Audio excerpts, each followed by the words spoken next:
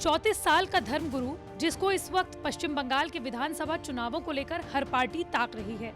राजनीति में 34 साल की उम्र बहुत ज्यादा नहीं होती, लेकिन 28 फरवरी को पश्चिम बंगाल विधानसभा चुनावों को लेकर कोलकाता के ब्रिगेड ग्राउंड में एक रैली हुई, जिसमें कांग्रेस और लेफ्ट के साथ आकर इसी युवा धर्मगुरु ने टीएमसी की नींदें उड़ा दी।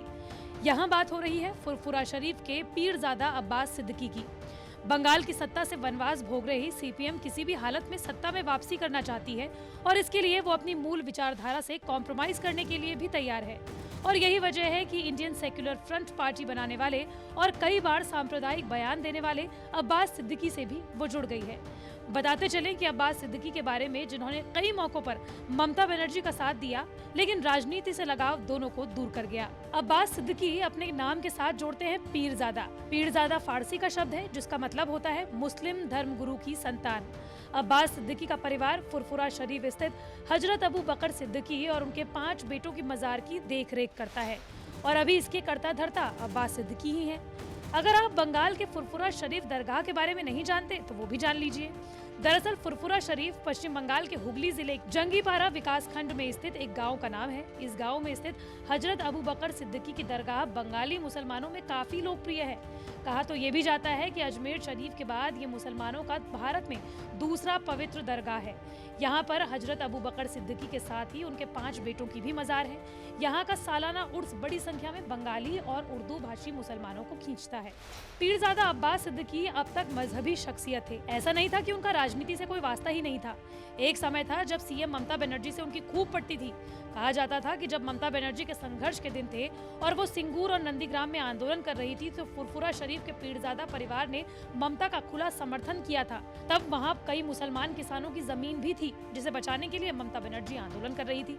ममता और अब्बास शरीफ के बीच सब कुछ तो ठीक ठाक था जब तक कि वो मौलाना के रोल में रहे, लेकिन जो ही उनके अंदर राजनीतिक महत्वाकांक्षाएं पैदा हुई, ममता से उनकी राहें जुदा हो गई और फिर अब्बास सिद्दीकी ने बना ली इंडियन सेक्युलर फ्रंट यानी आईएसएफ पार्टी। लेकिन अब्बास सिद्दीकी से इतने बड़े चुनावों का असर क्या होगा? बंगाल के मुसलमानों के बीच युवा अब्बास सिद्दीकी का फैन फॉलोइंग बहुत बड़ी है। अपने उत्तेजक भाषण, मजहबी तकरीरों की वजह से वो सोशल मीडिया के वर्चुअल स्पेस से लेकर हकीकत के जलसों से भी वो काफी भीड़ खींचते हैं। उनके अलग अलग वीडियो भी हैं जो फेसबुक, ट्विटर पर आपको मिल जाएंगे, जो अलग अलग संदर्भों में हैं। बता दें कि बंगाल की 294 सीटों में से लगभग 70 से 100 सीटों पर मुस्लिम आबादी का अनुपात तकरीबन 30% तक है। मुर्शिदाबाद, मालदा, उत्तरी दिनाजपुर में मुस्लिम आबादी 50% के ऊपर है। इन जिलों में फुरफुरा शरीफ के लाखों फॉलोवर हैं जो हर साल जियारत करने आते हैं। दक्षिण बंगाल के दक्षिण 24 परगना, उत्तर 24 परगना, हुगली, हावड़ा, बर्धमान और वीरभूम में अब्बास सिद्दीकी के लाखों समर्थक हैं। अब्बास सिद्दीकी ने अपने समर्थकों की राजनीतिक वफादारी को कभी खुद तो परखा नहीं, क्योंकि वो पहली बार ही प्रत्यक्ष राजनीति में उतर रहे हैं। उन्हें लगता है कि अगर वो इन मुसलमानों को राजनीतिक नेतृत्व चुनने का मौका देंगे तो वो बंगाल की राजनीति में सत्ता का केंद्र भी बन सकते हैं। हालांकि इन्हीं मुसलमानों ने 2011 और 2016 के चुनावों में ममता के पक्ष में गोलबंद होकर वोट किया था और उन्हें बम्पर सीटें भी दी थी।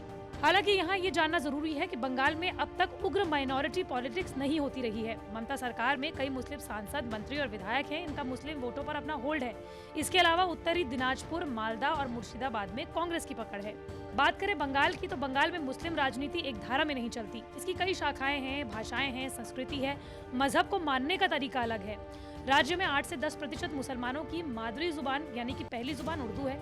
ये लोग कोलकाता, आसनसोल और सिलीगुड़ी जैसे शहरों में रहते हैं। बाकी 90% मुस्लिम राज्य के दूसरे हिस्सों में हैं और बांग्ला के अलावा वो दूसरी भाषा बोलते हैं।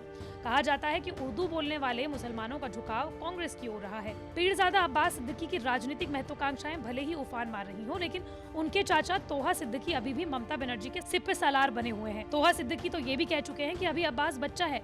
वो ये कहते हैं कि यहाँ के मुसलमान सांप्रदायिकता के खिलाफ वोट करेंगे। कहा तो ये भी जाता है कि अब्बास सिद्दीकी के परिवार में जायदाद को लेकर भी जंग चलती रहती है। इसका असर समर्थकों पर देखने को मिलता है। फुरफुरा शरीफ के समर्थक भी 2 भागों में बटे हुए हैं। एक चाचा को समर्थन करता है तो एक भतीजे को। 28 फरवरी को अब्बास सिद्दीकी कांग्रेस के मंच पर क्या आए, बात विचारधारा की होने लगी। कांग्रेस से लोग सवाल पूछने लगे। सिर्फ कांग्रेस ही नहीं बल्कि कांग्रेस के बड़े बड़े नेता भी अपनी ही पार्टी पर सवाल उठाने लगे। लेकिन कहा जाता है ना, विचारधारा और सिद्धांत वो लग्जरी है जिसका पालन लोग तभी करते हैं जब उसका इकबाल बुलंद रहता है। इसके अपवाद हो सकते हैं, लेकिन एक अदद जी तलाश रही कांग्रेस इस समय इस लग्जरी को अफोर्ड नहीं कर सकती।